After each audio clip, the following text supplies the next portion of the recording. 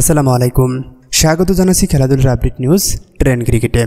বাংলাদেশের ঘরোয়া ক্রিকেটের সবচেয়ে জমজমাট আসর বাংলাদেশ প্রিমিয়ার লিগ বিপিএল।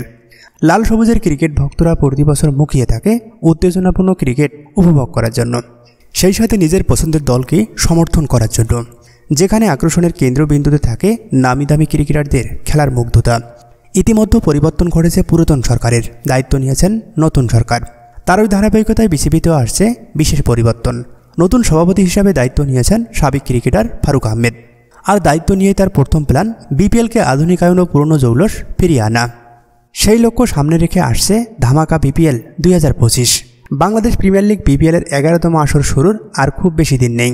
ইতিমধ্যেই এক প্রকার চূড়ান্ত হয়েছে দল। মালিকানায় পরিবর্তন ঘটলেও 6 দল নিয়ে মাঠে গড়াচ্ছে বিপিএল।